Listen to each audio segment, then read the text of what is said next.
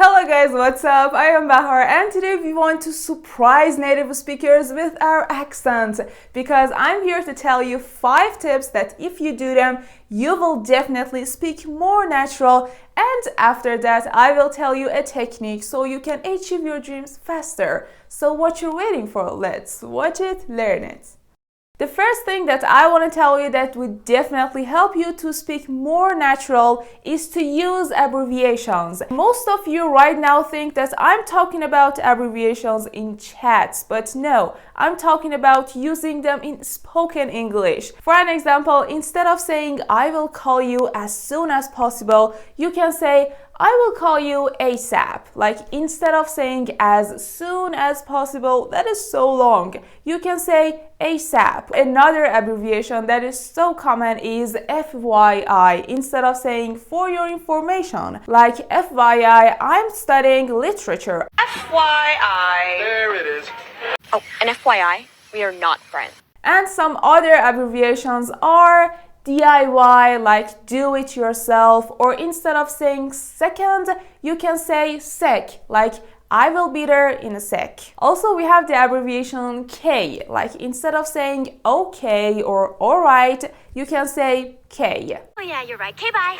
Plus, too many native speakers use K while they are chatting, so if you see that, don't be confused. Another one is PDQ, like pretty damn quick, like I need you PDQ. Also, we have OMG, like oh my god. The tip number 2, pay attention to the word's stress. Seriously, how you say a word can completely change its meaning.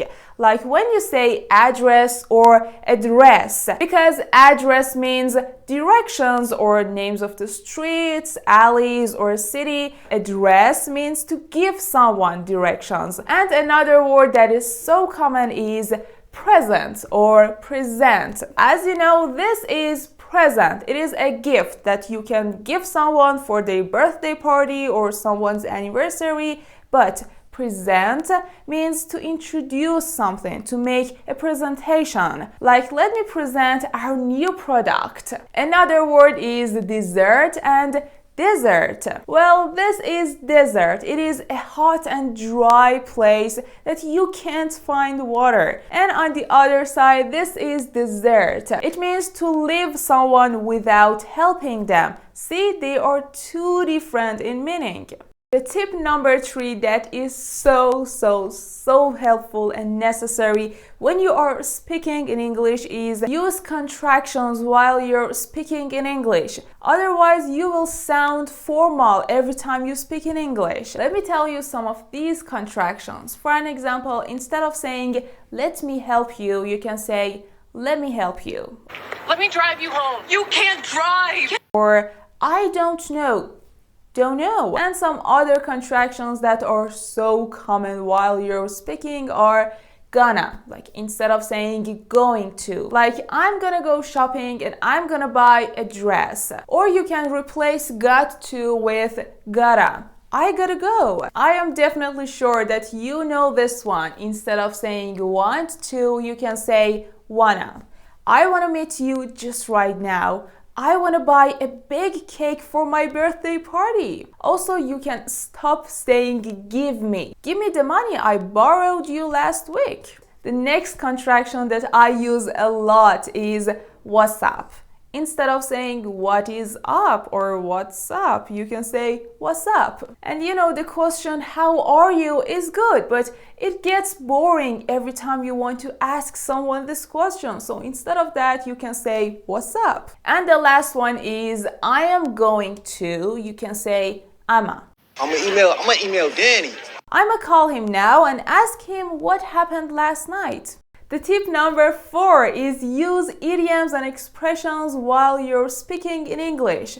You know, every language has its own idioms, expressions that English learners will never find them in English learning books. English books only teach us vocabulary or grammar, you can never find some idioms or phrases that are used in daily conversations. If you are passionate about speaking English naturally and like an American, it is a must to use idioms and expressions. Honestly, I can say I have too many short videos about popular idioms. You can check them after this video. I am definitely sure that they are so useful for you. Let me tell you some of these idioms. Like, instead of saying I am so happy, you can say I am over the moon. I am on top of the world. So far, so good. See, these idioms are going to be so useful when you are speaking in English, so they will definitely help you to sound more natural.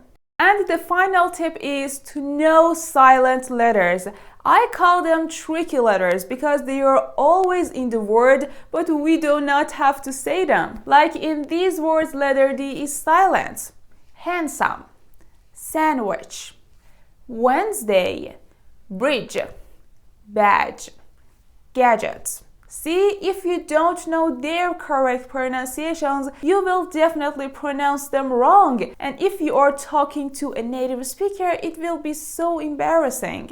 Or in these words, letter L is silent, like walk, half, salmon, talk, calm. And also there are two common words that too many students pronounce them wrong. They are aisle and island. In these two words, letter S has no function. I don't know why they are in these words. So be careful that these are aisle and island. I personally think that know the correct pronunciation of only 10 words is so much better than knowing 100 words but you are not sure about how you can pronounce them. It is so necessary that every time you learn a new word, make sure to check their correct pronunciations. Now it's time to tell you a technique that you can do all these tips faster. It is to watch movies with English subtitles or to listen to podcasts with their transcripts.